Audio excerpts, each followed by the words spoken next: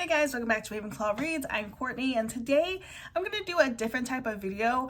I have recently been, I don't want to say a slump, but I have been having a hard time finding some really great books that I'm interested in. If you're new to my channel, welcome. Thanks for coming. Check out my content if you like it. Hit subscribe. If you're coming back, then you know that last year I read 211 books, which is a ton. The year before that, I read 175 books.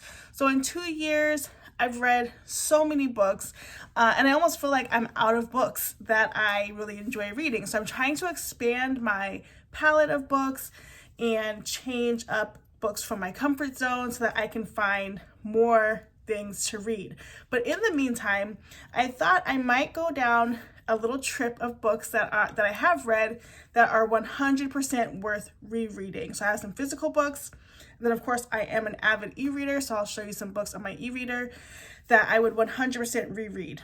Now, if you have been here, maybe about 2 months ago, I made a very specific comment that I would not reread books. That's not me. And I broke that already. I recently reread Happy Place by Emily Henry, which is not in my stack, but that's definitely a reread book. And I found that because Emily Henry writes such amazing books that, and she puts out books like once a year. When I read it, I remember just like devouring it, but I couldn't remember what the book was about. And I was just thinking about how many times that happens where we are so excited about a book and then we don't get a chance to truly enjoy it because we are just racing through it. And so this year I intentionally wanted to slow down in my reading so that I am enjoying everything that I read, but also taking time to enjoy all aspects of a book. So I'm going to show you some books that I will definitely reread. So this is a mix, there's no order. There's thrillers, romance, fantasy, middle grade, and then I will hit the digital books. Okay, the first books that I think are 100% worth rereading is the Summer I Turned Pretty series. I got these 2 years ago when the series is going to come out. My oldest, who's now 15, had already read these books. And when the series came out, I decided that I was going to read them so that we could be completely invested together. And it was one of the best decisions that I've made. I really enjoy these books. These are light, summery, fun books. We're following Belly, Jeremiah, Conrad as they navigate relationships. Jeremiah and Conrad are brothers. Belly has been in love with Conrad her whole life, but there's always been Jeremiah in the background, and so sort of a love triangle ensues, but it's so well written. They're very thin to get through, and I actually reread the second book, It's Not Summer Without You, before the second season came out. It's a great refresher, and as I prepare for the third season, I will also be reading the third book again. Another book that I would definitely reread, and I might do this soon, is The Soulmate Equation by Christina Lauren. I really like Christina Lauren as an author. Some of their books are hit and miss, but generally they're pretty good. And so this book follows Jessica, who goes on like a dating app, but this dating app is all about the genetics and the DNA that a person has, and she has the top match with the person that developed the app, and they try to date to see if the app actually works because they are genetically supposed to be together. The next book I would read again is Every Summer After by Carly Fortune. This book is such a great book. This book follows Persephone and her friend Sam, and it goes through 5 summers of them going back and forth to this cabin where they live next to each other, and they have a connection. I'm trying to see, this is why I need to review the book. But she has been away for so long, and now that she's back, she's just regretting having been away, and she's going to try to rectify those wrongs. But I remember reading this a few years ago and really enjoyed it. I read it after Love and Other Words, which I'll show shortly, and they are very similar, but still very good. The next book that I would 100% read again is Amy Lee's X's and O's, as well as Amy Lee's Set on You. I read Set on You as a borrowed book from the library, so I don't have my own copy. But this book, X's and O's, follows a book influencer, and it's a companion novel in the series. So it's Set on You first, which is a book set in a gym. And then this is the sister of the main character of that book, and she's a book influencer. She moves in with this firefighter who is openly dating every and anybody, and they're fine with that, just being roommates. And then she decides that she needs to go through her exes to find out if she missed the one, and she's trying to give a second chance romance sort of trope in her real life. So really cute there. Okay, the next book I have is Scythe by Neal Shusterman. This book came out a while ago, but I just got it toward the end of last year. I think I got it in my birthday haul in September, and I completely devoured this book. Now, there's 3 books in this series. There's Scythe, The Thunderhead, and The Toll, and I really liked all 3 as a series. The Toll was my least favorite, but it took me a while to get into that book. But the Scythe was absolutely fascinating. This is sort of like a post-apocalyptic sort of world where we're still in the United States, but we have been sectioned off into regions, and natural death no longer occurs. Everybody has found cures for anything that there could be, but to reduce overpopulation, there are trained scythes. Scythes go out and glean or kill people who might have died anyway. So people who have aged to a certain point. They do like data statistics on like drunk driving incidents hundreds of years ago, which would be like modern time now. And if a 17-year-old would have died, then they go find that 17-year-old and somebody randomly dies. And so this book is political, but it's really well written. It doesn't make it feel like you have no idea what's going on. It also is a YA book, so that might help too. But I really, really enjoyed the concept of this book and was just like enraptured by it when it came out. All right, the next book I have is The Unhoneymooners by Christina Lauren. I recently reread this book. I read it in 2020, and then I decided to actually buy a copy and reread it. And this book follows 2 sort of enemies who are part of a wedding party. The main girl's Olive, her sister, is a total bargain shopper and bargain shops her entire wedding, including the buffet. And the buffet gets everybody sick except Olive and Ethan, who don't eat at the buffet. And since everybody's sick and the honeymoon's the next day, Olive gets the honeymoon from her sister and takes Ethan, and they run into Olive's new employer, and they have to pretend like they're dating, and then it goes from there. It's so cute. I know there's a lot of mixed feelings on this book, but I really liked this so much that I reread it. But it is really cute, really good, and again, it's another hit from Christina Lauren. Next, this is a series, but A Court of Thorns and Roses by Sarah J. Maas. I wish I could go back and reread this.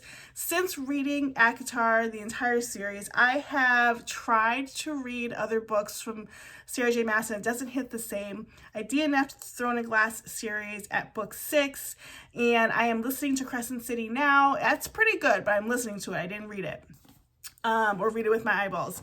But ACOTAR is so good. We are following Feyre, Tamlin, Rhysand, and we are in these different worlds where everybody is trying to like stake claim, and I can't say much because it's so good, but there is romance in this, there is political side to it, there is family side to it, there's betrayal. It's very, very good. I would consider myself a light fantasy reader. So like I don't really enjoy high fantasy, but I do enjoy some light fantasy, and this did not lose me at all. Some of the books in the series are a little bit more political than others, but this book hooks you right away, and books 2 and 3 are exceptional. So really love this series. Next, I would definitely reread Love in Other Words by Christina Lauren. This book is so good. We're following Macy and Elliot. They have been friends for such a long time. Macy's family owned the cabin next to Elliot, and they would go back every summer and kind of hang out with each other. And then finally they start dating, and then something goes awry, and now they're back trying to figure that out. And so it's like a back in time book where we go back and we find out how they started. We start at the end of their journey and we go back to see how they started. So good. I remember reading this in one day. And I specifically remember that I wanted it to count for a different month, but I couldn't put it down. I read it in one day. It was so good. Next up, I would reread a thriller, The Writing Retreat by Julia Bartz. This was a book of the month book, February, so almost a year ago. And this book was so good. This book follows a group of young writers who are invited to a famous author's sort of cabin to be part of this writing retreat. And in this writing retreat, they have to write a certain amount of pages each day and then meet with the famous author while she critiques the pages, and they're kind of just like writing and then it comes that people start finding out that some of the people at the retreat are missing. Spooky things are happening, and it's possible that the famous author is trying to steal the manuscripts of all the people in the house and get rid of them. So very good. Definitely recommend this book as well. I would definitely reread Yours Truly by Abby Jimenez. 2023 was the year of Abby Jimenez for me. I really liked a lot of her stories. I read 3 of them. This was from Book of the Month in May, and it was an early release drop, so I really loved that. I actually listened to this on a road trip that I was on, and it was so good. It follows 2 people that are, this is the one they are in a hospital, and Dr. Brianna thinks that she is a shoo-in for a person's job who recently retired, and then in comes Jacob, who is sort of being tabbed for that job, and they have some beef, but they figure it out, and Jacob deals with some anxiety, which is great to see in a book and written out, and they do some fake dating. It's like got all the things in it. So good. I'm not explaining it well, but it really is good. Okay, so let's talk about some of the digital books that I have that I would definitely reread. Okay, one way that I track my books is using my iPad, and I take down each book that I've read for the month and decide and just list them as the books that I've read. So I'm going to scroll through those to remember any books that were definitely worth a reread. Okay, one book that I would definitely reread is Imposter Syndrome by Patricia Park. This is Imposter Syndrome and Other Confessions of Alexander Kim. I think I've talked about this book so many times. So if you've been on my channel, you know you've heard about this book. But this book is such a great book. It's a YA book following Alexandra, who's dealing with some identity crisis as she is half Asian, half Puerto Rican. Her dad has recently passed away. She's dealing with grief, and she's dealing with the reality that in her PWI, which is a predominantly white institution, private school, the kids see her differently, even her very best friend, and so she's trying to reconcile all of this with little help from her mom, but lots of help from her good friends. So I would definitely reread that book. Could reread The Housemaid by Frida McFadden. In April, I jumped on the bandwagon of Frida McFadden and loved the books. They were all on Kindle Limited at that time.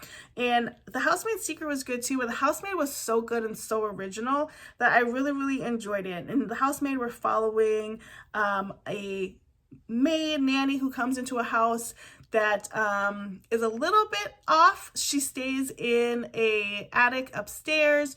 There's some arguing she hears. The mom is a little wackadoo. Very chilling and thrilling. A little bit of romance, forbidden romance. So definitely recommend that. In June, I read the book Yellowface by R.F. Kuang. This is my first book by R.F. Kuang, and I was a little intimidated because she wrote Babel, and I wasn't sure what this book would be about. This book is so good. It's sort of a thriller slash social commentary book, but this book follows 2 wannabe authors as they journey through writing school and into the publishing phase of life. And it's a white woman and an Asian woman. The Asian woman is way more successful than the white woman. The white woman is bemoaned by this. She hangs out with the Asian woman at her house one day, and the Asian woman passes away. And the white woman takes the Asian woman's manuscripts and starts selling them as her own. It's critically acclaimed. Everybody loves them. These are these really personal, intimate stories about Asian culture. And so she passes herself off as Asian, and then she has to come out and do book tours, and everybody is just flabbergasted. This white woman has written these amazing Asian stories, and people start questioning how she got these stories. And so it kind of builds from there. There was another book that I read this year or last year called Hidden Pictures by Jason Rekulak, and this book was really good. I heard about it on somebody else's channel, I can't remember now, but this book fascinated me because of the illustrations that it had. So this book follows another nanny. She's fresh out of like a halfway house, and she gets a job as a nanny. The dad is skeptical, the mom is all on board, and the child draws pictures of their imaginary friend, and these pictures are so creepy, and it creeps the nanny out. The nanny tries to tell the parents, they don't really believe her, but then things happen. And in the book, you get pictures and illustrations of what the kid is drawing, and it is creepy. So if you don't even read the book Hidden Pictures, I highly suggest at least flipping through it. There's a few more books that I would read again. First, I would read the Britney Spears biography again, The Woman in Me. It was so good, and I really want to do that by audiobook. Next up, I would read The Brothers Hawthorne again because I still don't get it. It would be painful to read it again, but I want to get it and I want to love it, but I didn't love it. So I kind of want to read it again with like fresh eyes. Although that would be my third time because I read like 250 pages, soft DNF'd it, and then came back. So we'll see. Next, I would like to read Powerless again by Lauren Roberts. I devoured that book. I loved it so much, but I have zero recollection. So at least I need to read my highlighted notes from my Kindle before the second book comes out. I also would read, and probably the last book that I would reread is Betting on You by Lynn Painter. This past year, Lynn Painter was a hot author for me. I read lots of her books, Love Wager, Mr. Wrong Number, The Do-Over, Betting on You, and all of them were hits. I even read Accidentally Amy, which was on Kindle Unlimited, but all of her books are well written. They're easily accessible. Most of them are YA, but they are so, so good. I would definitely read those. So these are the books that I would definitely reread. And in times like this, when you can't find the book that you're looking for, sometimes you have to go back to your favorites and reread and find new meanings to them. So I just might do that. Thanks so much for watching. Don't forget to like, comment, and subscribe, and we'll see you in the next video. Bye, guys.